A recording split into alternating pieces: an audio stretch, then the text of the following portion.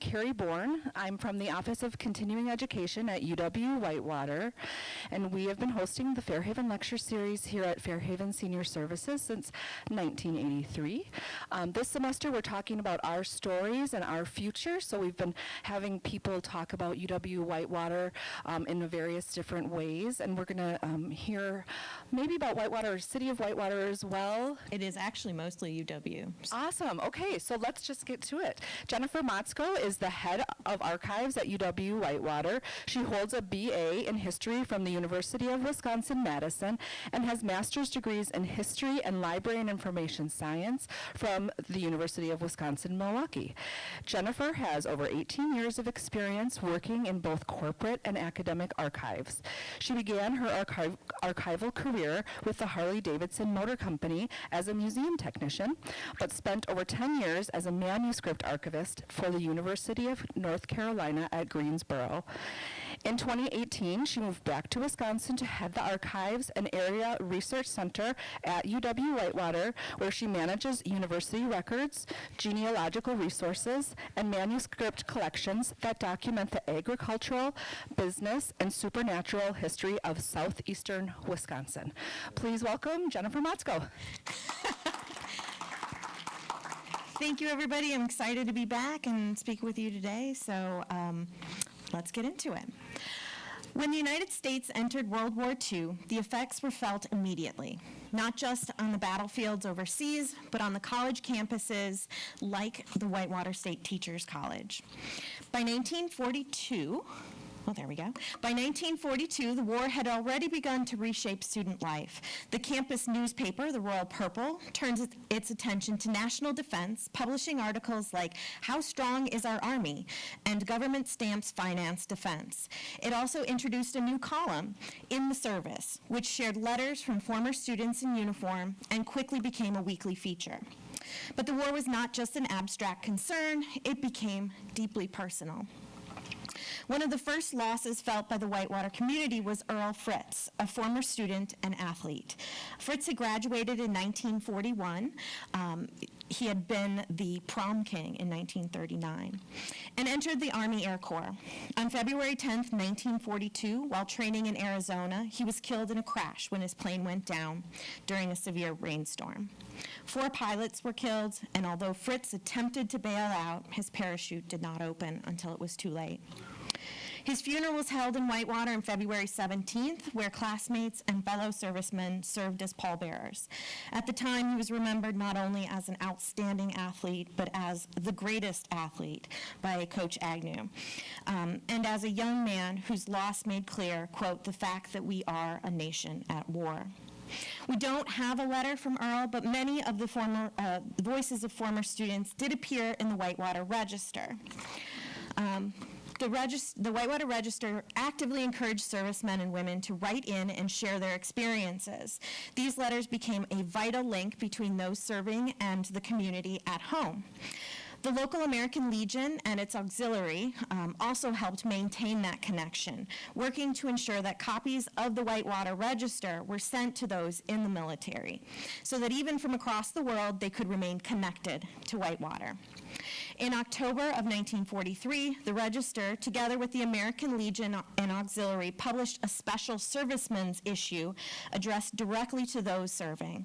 In it, they wrote, quote, "There are some 600 of you men and women who have left Whitewater to serve your country. We all eagerly await the finish of the fight and your safe return home.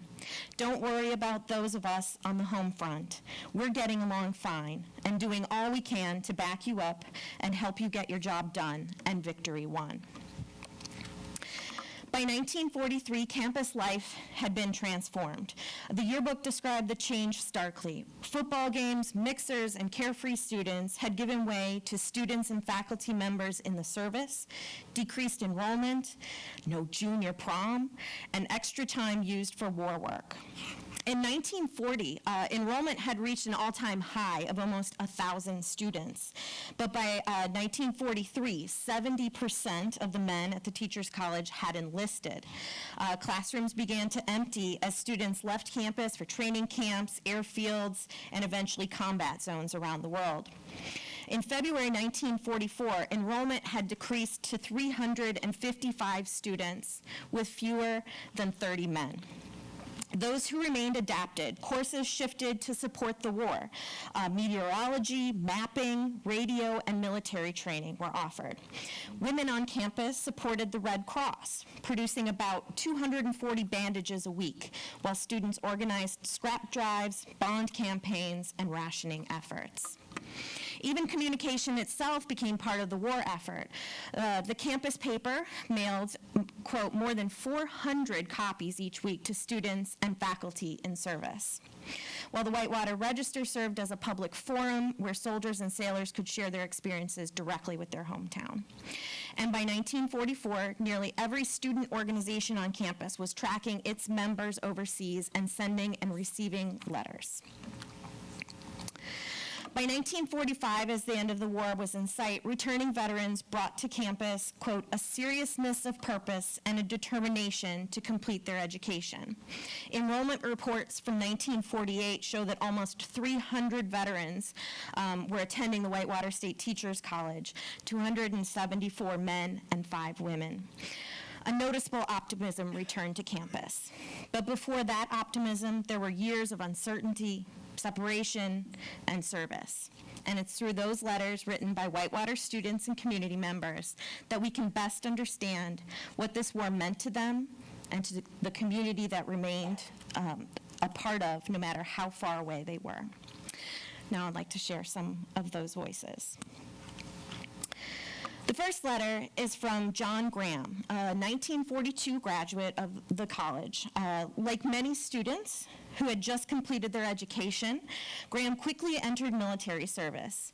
In this letter, written during the 7th week of training at the Marine Corps base in San Diego, he describes what daily life, by the hour, looked like for a Whitewater graduate adjusting to the routines of military training. To give a brief picture of our day's work, please bear in mind that our 7 weeks training here at the Marine Corps is equal to 6 months training in the Army. We sleep in tents with 2 in each tent. We hit the deck at 5:30 a.m., roll up our tents, make up our bunks, scrub our tent floors, and are ready for chow at 6:15. We eat at 6:30, and at 7:15 we have 15 minutes of limbering up exercises. At 7:45, we march out on the parade field, shown in the show To the Shores of Tripoli. The band marches down the 3/4 mile long parade field. When they come opposite the flagpole in the middle of the field, they stop. We stand at attention, and a horn sounds twice. The flag is raised, and the band plays our national anthem. After that, they march back down the field, playing the Marine song. The band numbers over nearly 100 members. When the flag is waving and the band is playing, it sends a funny feeling through a person which words cannot express. We start drilling then in marching formation. We drill until 11 o'clock. Then we have mail call and go to chow again at 11:30. We have off until about 12:50. Then we either drill, play ball, box, or watch movies on modern day warfare, or listen to a lecture. At 3, we clean up, do our laundry every day by hand, hang it out, and get ready for chow again at 4:30. After supper, we either study, go to a movie on the base, or write letters. We turn in about 9 or 10, depending upon if we go to the show or not. We cannot leave this base until our training period is over, as well as buy candy, gum, or any sweets. The chow is very good. Meat and potatoes served at nearly every meal. 6 or 7 vegetables every day. Ice cream every noon. Rabbit and chicken served quite often. The chicken is tough and tastes like seagull. Everything is piled on your plate, and you just dig in and start eating regardless if it's pie or potatoes first. I really don't mind it a bit. I like it real well. The days are short here. It's dark at 8:30 and until 5:30. The nights are cold and the days are hot when the sun shines, but it only shines about 4 or 5 hours each day. Airplanes are overhead all the time. To our right is a large airplane factory and airport. To the southwest is the bay. We see lots of large boats coming and going all the time. One of the first things we did when we arrived was to get our hair cut, nearly all off. One barber has a record of 27 seconds in cutting a recruit's hair. 10 days later, we had a cut again. They really don't give it much of a chance to grow around here. I received the Register on the following Wednesday. It's great to get the hometown news. I read it from cover to cover and all the advertising also. Say hello to all at the registrar office. Yours for victory, Johnny Graham. The next letter is from Raymond McCoy. He graduated from the school and was a resident of Evansville, Wisconsin. Before the war, McCoy was deeply involved on campus. He studied science, participated in student organizations, and competed in athletics. He graduated in 1939 and joined the service in June of 41. By the time he wrote this letter in January 1943, McCoy was serving in North Africa as a Master First Sergeant. He describes not only military life, but also his experiences encountering a very different culture and environment. When we got home, many brought bicycles for 10 cents, and I have a haircut, shampoo, and tonic for 20 francs. American soldiers get 75 francs for $1. Here's another beautiful Saturday in Africa. The sun is shining as nicely as it does on any spring day in the United States. A little shower last night has made everything nice and fresh. We have been in the vicinity of censored for a while and find many strange things to learn about, including religion, customs, food, and army life here. The speech gets me down.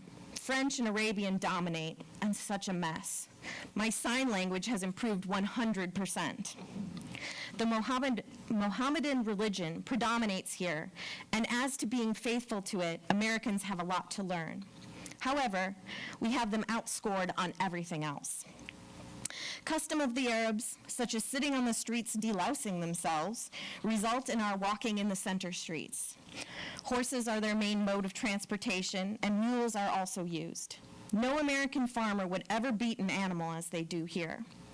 The people carry bundles on their heads and dress in robes and cloaks with more pockets than we ever saw. The French drink many wines and beers here and eat dark bread and lots of vegetables, no meat. The enemy has confiscated all valuables.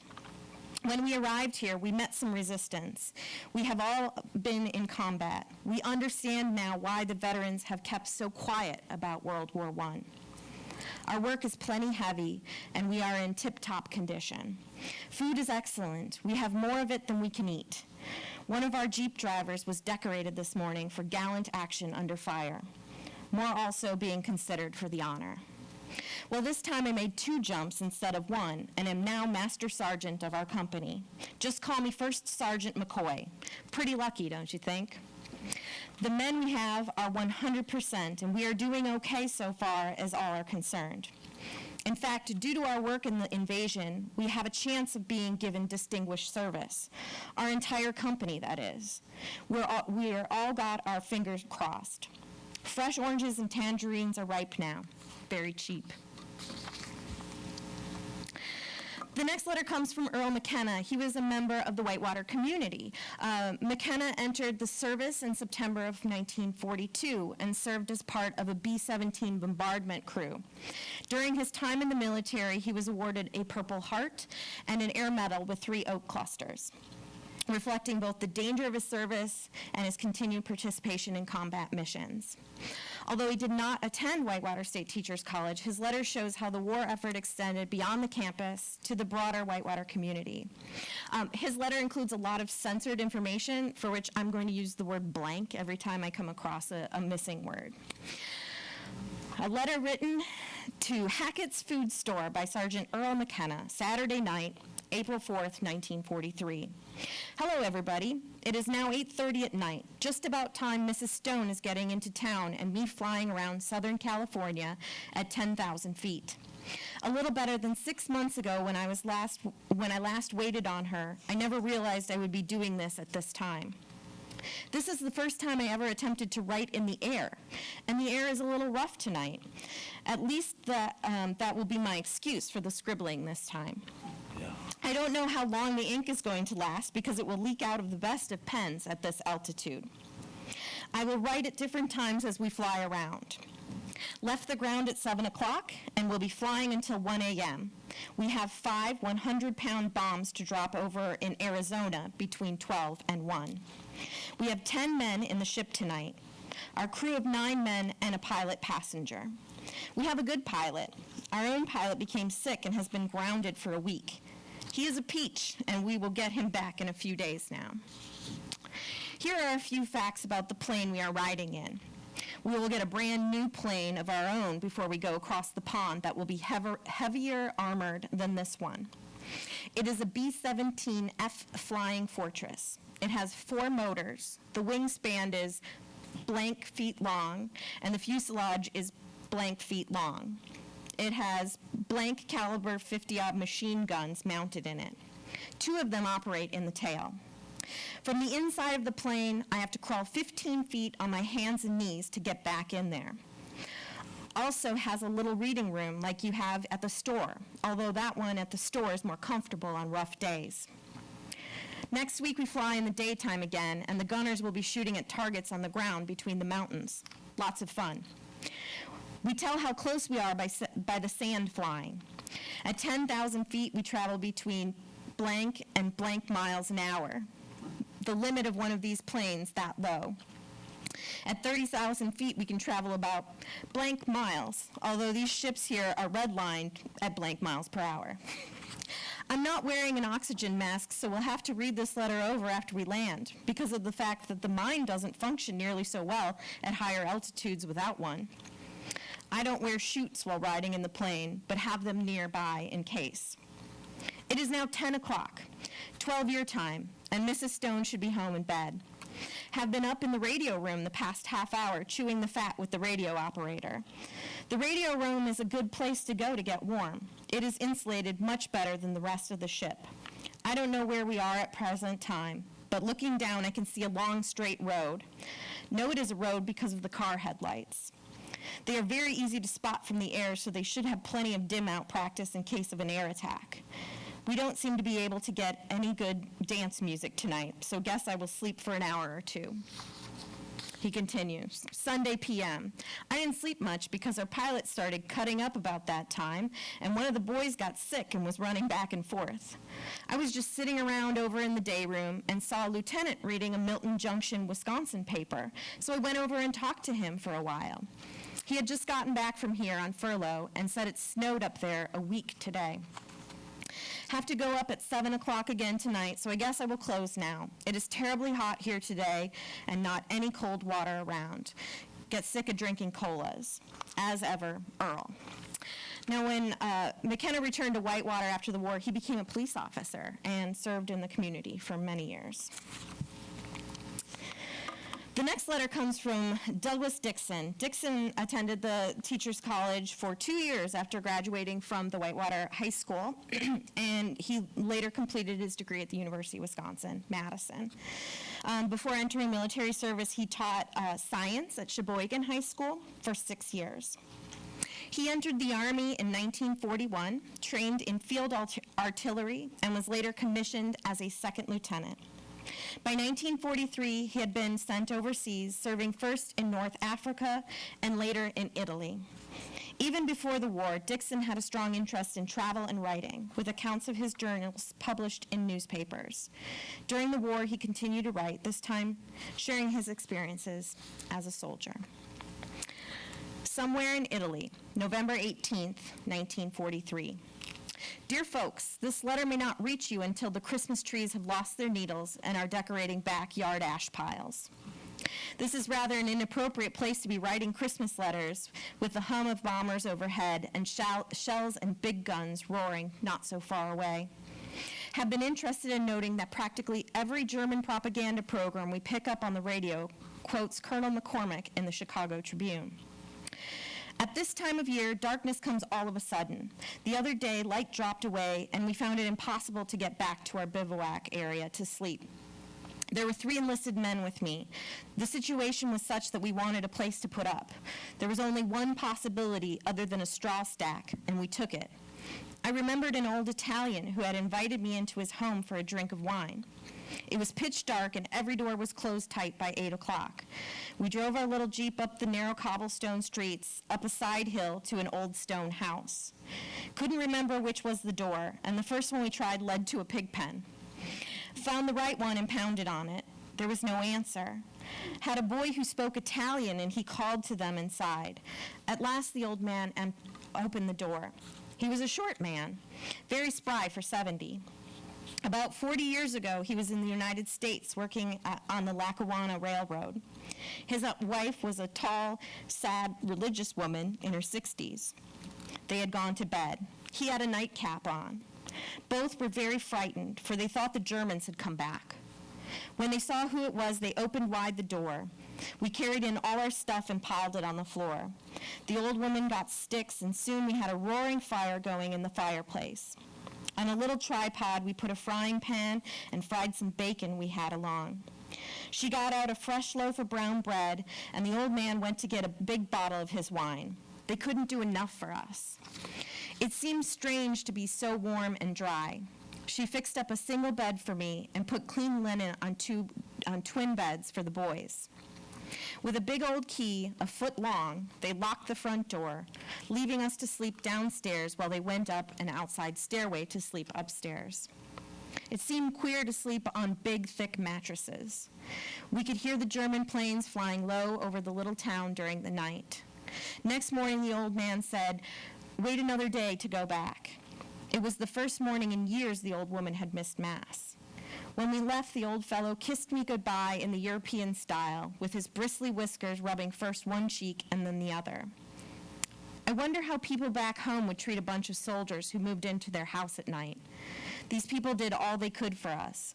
Said they were doing it for their son, who had lived in the village with his family until the Germans came. The priest had said a Mass in his memory when we were bivouacked near the little church there. Sincerely, Doug Dixon.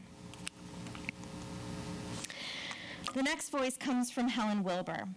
She graduated from the college in the class of 1938. While at Whitewater, she was active on campus, participating in the choral club, serving as vice president of Delta Psi Omega, and as secretary of the treble clef choir under Lucy Baker. During the war, she served with the Red Cross in England, working as a recreation director for nearly 2 years in aero clubs for the Air Force officers. Her work placed her directly within the daily lives of these servicemen overseas. In 1945, she married Captain Robert Lukeman, a navigator in the 8th Air Force in Norwich, England. Her perspective offers a different view of the war effort, not from combat, but from these essential support roles. The article from February 1944 reads, in her 2 last letters to her parents, Helen Wilbur, daughter of Mr. and Mrs. Irving Wilbur, who is stationed in England with the American Red Cross as staff assistant, describes the opening night in their Aero Officers Club and some of the activities planned for its regular program. The post orchestra was to play, and the colonel was to make the welcoming speech and formally introduce the recreation staff. The first day, there were to be free foods, but after that, a charge, the request of the English organizations of similar type, which could not afford to have free food. Tea, coffee, cocoa, sandwiches, tarts, cakes, and soft drinks, called squashes rather than aids, were served. One Monday, Miss Wilbur conducted a dancing class, which was so popular that a professional dancer is to be obtained to assist with the many guests. On Tuesdays and Thursdays, German classes, and Wednesday and Fridays, French classes were planned. The Special Services Department had loaned linguaphone records, the recording machine, and books. Bingo parties were held Thursday night, and classical music programs on Sunday afternoons. The first dance for the boys was to be on Valentine's Day. On a 3-day leave, Miss Wilbur spent Friday, Saturday, and Sunday in London, where she met a former roommate in training at the same time. In Washington and Camp Pickett, and the 2 girls exchanged their voyage experiences. On a sightseeing trip, they saw Buckingham Palace, Parliament Buildings, 10 Downing Street, Big Ben, St. Paul's, Hyde Park, and had tea at the Piccadilly Hotel. They went to the Duchess Club, one of the many Red Cross officer clubs set up in London. And she said, quote, "It is truly amazing what Red Cross has done for housing and entertaining officers and enlisted men over here. There isn't any city here in England of more than about 5,000 that does not have Red Cross clubs. Most of them are nicer than the English hotels." They played ping pong and darts at the Duchess Club, and their escorts introduced them to English friends, and all went to, quote, "one of their odd little coffee stalls for coffee." This is not very good because their idea of coffee making was to pour a concentrated coffee syrup out of a bottle and then pour boiling water over it. Ms. Wilbur promised to send her parents some of the many pictures which the publicity department had taken of the opening night of her club. She expressed gratitude at the privilege of eating in Army mess halls. They have fresh eggs for breakfast, all the canned fruit juice they want, toast and coffee. Quote, "Lunches and dinners are well balanced and tasty. However, we almost never see a salad. Canned fruit is common for dessert, and rice puddings are popular too." On January 21st, she received a Christmas card that had not reached her in New York before she sailed. 2 rooms were opened at the club for the men to lounge in, and while the rest of the rooms were still unfinished. In one of her letters, she also mentions a bicycle, which was donated to her by the Army. Being a man's bicycle, the engineering officer took charge of it, had it cut down, welded together, and painted bright yellow with black stripes. This was to make it so individual that it could be easily identified and not acquired by someone else. After the clay mud in England at that time, Miss Wilbur was glad she had the, quote, GI 2-buckle overshoes of her outfit, and spoke yearningly of the nice snow and ice that Whitewater must be having. The next letter comes from Eldon Broman. Broman attended Whitewater during the 1941 and 42 school year before he entered the military. He became a pilot of a B-17 Flying Fortress and saw combat in the European theater, where he was awarded the Air Medal with 2 clusters for his missions. During the war, Broman was reported missing in action, and for a time, his family did not know whether he had been killed or taken prisoner. It was later confirmed that he had been held as a prisoner of war in Germany, where he remained until the end of the war. After his liberation, Broman returned to the Whitewater State Teachers College as a freshman in 1945, continuing his education under the GI Bill. His story reflects both the uncertainty faced by families at home and the resilience of those who returned to rebuild their lives after the war. December 25th, 1943. Dear folks, my parachute worked. The Creator saw me down to a blooming tree and a soft landing without a scratch or bruise. Do not write to this place, as I will not be here permanently. Find out all the dope about sending packages from the Red Cross agent. You can find out about how often you can spend them and the weight, and you can get them sealed by the Red Cross. Pipe the date. Hope that you have a Merry Christmas and a Happy New Year. I will be home for the next one. Store up the following things for the first package: a jar of Vaseline, wool stockings, set of underwear, rest of the weight in candy. I will send you my permanent address as soon as I can. Thank the Lord that you will not have to send me any cigars. Can't tell you in what way until I get home, or in a way this is a Merry Christmas for me. Can't tell you in what way until I get home. Sure have a queer story to tell, stranger than fiction. Do not know about the rest of crew, as they were all caught quickly. Love, Son. I don't have any further information about him after the war, or after he came back. The next letter comes from Walter Smiley, who also graduated. He graduated both from the college high school and then went on to the State Teachers College. He graduated in 1942 and entered the Navy in March of that year. After training at Notre Dame and Northwestern University, he was commissioned as an ensign later that fall. And by 1943, Smiley was on active duty in the Atlantic and saw service at Casablanca during the invasion of North Africa. He was later promoted to lieutenant junior grade and eventually to full lieutenant. He wrote home about the Iwo Jima invasion as he witnessed it from his ship anchored offshore. Dear folks, we just finished with the captain's inspection of the lower decks. It went off in good form, and I hope he holds them every week because anything but a dirty ship. This one is in good shape from the standpoint of cleanliness, and I hope they keep it that way. Still have not heard from you in almost 2 months. Your letters are no doubt on a ship somewhere. So as a favor, please send your mail via the airways, as airmail reaches us usually within 10 to 14 days after it is mailed, and sometimes less. Time has rolled around now where we are allowed to tell of our participation in the Iwo Jima invasion. I imagine the newspapers have been very descriptive in their accounts, and when they state that it was the greatest and most costly battle in the history of the U.S. Marines, they are right. It seems a shame that so many of our young men had to lose their lives for such a pile of old rock. But of course, we must also remember that its capture is of great strategic value to us in future victories. The island itself appears to be very rocky and barren, but of course not much vegetation is ever present on volcanic rock. It is easy to see how the Japs made use of the natural ravines, crevices, caves, and of course, man-made pillboxes. They had to be dug out. Living in those places is the only reason they can survive so long. Normally, no human or animal can survive the bombardment from our ships and bombs from our planes without such protection as the Japs are so well known to have.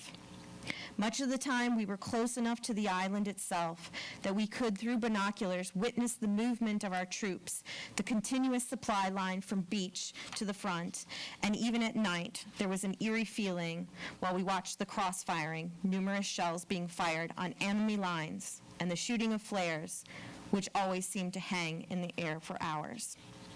The climate was rather delightful most of the time while we were there. However, it did get quite choppy some days, which hindered the operation of the small boats. In discharging the troops and cargo, we experienced no difficulty. Everyone carried out the duties to the letter. It is amazing how they did it, because they were so exhausted from long hours of work, gun watch, and naval routine. I know that I was pretty much worn out most of the time, but never felt I could take time for more than my allotted sleep. I managed to get about 3 hours each night, which proved to be sufficient to operate on. However, it really is a pleasure to be back on a normal ship routine again. One dark and rainy evening, just before dusk, we took aboard several casualties, which was a difficult task due to the rain and condition of the seas. We managed to get them aboard without further injury, and they were given prompt, expert medical treatment. Unfortunately, we lost one of the boys the next day, and that night we held a short service and committed him to the sea. I must say that experiences aboard a ship are certainly endless. Events I never dreamed of as a civilian turn out to be almost routine aboard ship. I can well understand now how the old sea captains could sit by the hour and spin sea yarns to the kids that would make their eyes pop out. I'm glad to have been part of this great victory, and I'm happy that we are still a complete crew and ship. The long hours of work and watch can be endured as long as the war's end is closer and closer. I wish it could end soon. We are now in the area of many of the so-called South Sea Islands, where the climate is sultry and the islands are sandy. The only relaxation we have on the cool nights is to sleep out on the deck and the nightly movies on the fantail. We are subject to rainfall frequently, but we sit through the movie anyway or continue to sleep on deck unless we start to float away on our cots. Must close now, as it is supper time. Love, Walt.